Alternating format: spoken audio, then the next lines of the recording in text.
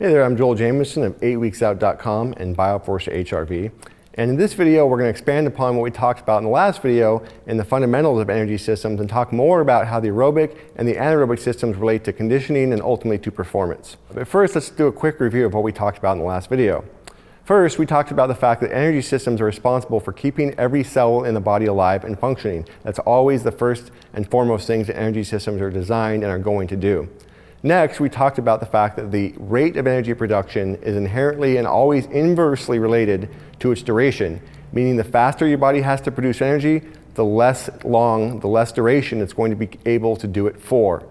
Finally, we talked about the body uses both the aerobic and the anaerobic systems, and the way that it uses those two systems is going to depend specifically on the environment that you place it in. Now, today we're going to talk more about what that means, and let's start by looking at this energy systems graph. And basically what this graph does is show you the different energy system contributions between the aerobic and the anaerobic over different distances of sprinting. Now you can see on the far left there that's a very short sprint, and as indicated by the red, you see it's a very high anaerobic event. It's a 200 meter, it's very, very short event compared to the longer events, and you can see a very high anaerobic contribution. Now the stunning thing to look at here, the most important thing to look at is the longer you go, and you can see as the duration of the sprinting events increase, the anaerobic side decreases dramatically, and you can see the aerobic side increases to take its place. So basically what we can see is that very short events, 20, 30, 40 seconds, can be highly anaerobic. But as soon as you start putting the body in an environment where it's much longer than that, we see that the aerobic system ultimately takes over the majority of the energy production. And typically most research shows that occurs somewhere between 50 and 60 seconds roughly, depending on the event. But any point after 50 to 60 seconds of continuous work, that environment is going to become predominantly aerobic. So any event that's 2 minutes, 3 minutes, 4 minutes, 5 minutes, even though it might seem short and it might seem fast, there's simply no way the body can produce that much energy anaerobically, and the reality is that the aerobic system is producing the majority of it. Now, it doesn't mean the anaerobic system is not producing a lot or it's not important. It's important to understand that any duration above about a minute is going to be a predominantly aerobic event in nature. And we can look at this similar type situation when we repeat sprints, because you might say, well, my event isn't 200 meter sprint or 400 meter sprint, it's intermittent. So many sports, almost every sport is intermittent in nature, and lots of other activities are intermittent. So this is a study where they looked at basically a 30-second maximum sprint followed by a 40-second rest or 4-minute rest, and then another 30-second maximal sprint. And now the interesting thing to see is that from sprint 1 to sprint 2, again, they rested for 4 full minutes. The percentage of aerobic contribution went up dramatically, which you can see there in the green. So that very first sprint was quite a bit anaerobic. But as you had the people in the study had to repeat it, it became much more aerobic because the anaerobic glycolytic component, which is part of the anaerobic energy system, contributed much less, and the aerobic system went up to 44%. So what that shows us is that the more you repeat something explosively, the more aerobic it becomes. And it's a simple explanation. We can see that as you repeat something over and over again, you're going to do it slower than if you only had to do it once. And the reason you're doing it slower is because the body has to rely more and more on aerobic because it can't sustain the anaerobic system over and over and over again. The body is designed to fatigue and bring the aerobic system into play and produce more through the aerobic pathways because that one is sustainable versus the anaerobic system, which isn't. Now we can wrap this up and put us in a great package by understanding a concept called the anaerobic power reserve. And if you understand this fundamental concept, you'll understand how energy systems really work and how they relate to performance. Now what the researchers did that coined the term the anaerobic power reserve is they had athletes essentially produce as much force, as much speed, as much power, and they actually measured this in speed through aerobic means. So basically they looked at their speed at VO2 max, which is they basically found out how fast can these athletes run on pure aerobic energy. They took that speed and then they had them sprint as fast as possible, which we know very short sprint is predominantly anaerobic, and they took that speed.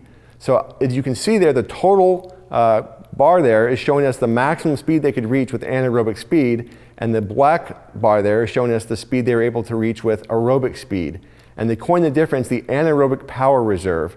And what it simply shows us is that the body is always going to produce as much of the force, much of the power, as much of the work it can aerobically, and then whatever it can't produce through aerobic means, it's going to make up the difference anaerobically. So if you want to think about a jet or a car, the body is always producing as much as it can aerobically, and then the anaerobic is like the afterburner.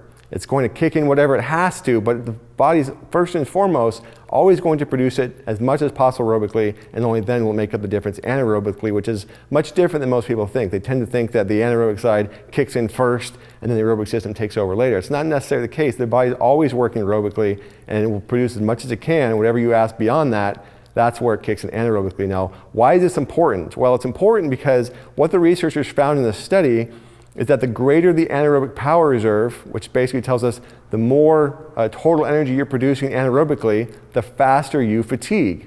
Now you can see there in the athletes and the people studying the far left, they had much bigger anaerobic power reserves. They were able to run much faster than the athletes on the far right. But they also fatigued faster than the athletes on the right because a greater percentage of their energy was coming from the anaerobic side. So if we just want to look at this from a practical standpoint, let's say we had two athletes, athlete A and athlete B. And again, if you look at this bar chart here, the blue represents the aerobic contribution, the red represents the anaerobic contribution. If both of these athletes are asked to produce 600 watts, which athlete do you think is going to be able to maintain that power output for longer? Clearly, it's going to be athlete B, because a greater percentage of that 600 watts is going to come from the aerobic side, which is sustainable. In athlete's A case, they're having to produce much more of it anaerobically, so they're going to fatigue a lot faster. And that's really, really important to understand that whatever power output you're delivering or you have to develop, the higher the percentage of it comes from anaerobic, the faster you fatigue. That's what the anaerobic power reserve and the research that was used to develop it show us. Now, you might think, well, okay, great. This just means that as long as I have a higher anaerobic power reserve, or sorry, a lower anaerobic power reserve, if I produce more of it aerobically, I'm always going to have the best conditioning, and I'm always going to outlast my competition, or I'm going to always perform better. Well, it's not that simple. What it tells us also is that it's not just how much energy you can produce, we talked about earlier, it's how much and how well you decide to expend that energy. So you can go above different levels of energy production, but you're going to do that at the expense of how long you can maintain it. So if we look at this graph, which shows us power output over time, we have athlete A and athlete B again here. Let's say athlete A is capable of producing much higher levels of power than athlete B. Well, you think, okay, this athlete can produce more power, they're going to last longer, they're going to do better, they're going to outperform athlete B, but it depends on how well they decide to manage that energy. So if we look at this graph, those little lines represent how much energy they're actually spending. If athlete A spends a whole bunch of time above the maximum level they can sustain, they're going to fatigue a lot faster. If athlete B stays a lot closer to his or her maximum power output, they're going to be able to maintain that over a greater period of time. And if we look at the graph, by the end of the graph, their power, at the end of the time period, their power output could be the exact same, or athlete B ultimately could be producing more power than athlete A, simply because athlete A chose to not stay within their range. So again, conditioning and energy systems come down to how much energy you can produce, how much of that energy comes from the aerobic versus the anaerobic, and then it comes down to how well you decide to manage your energy expenditure and how well you decide to expend the aerobic, the anaerobic energy you're producing. So just to give a quick summary, the trade-off between the rate and the duration of an activity is directly related to basically the contributions between the aerobic and the anaerobic. The greater percentage of anaerobic, the less duration you're able to sustain anything for. So the more something is aerobic, the longer you can sustain it for. It's that simple. And conditioning ultimately depends on how your body produces that energy, how much of it comes from the aerobic, how much of it comes from the anaerobic, and of course how you choose to expend that energy. And that's really what conditioning comes down to and how energy systems are so closely related to it. All right, so that wraps up this video. In the next couple of videos, we're going to talk more specifically about aerobic training and anaerobic training and the basic principles you need to understand to get the most out of your program. So thanks again for watching. We'll see you again in the next video.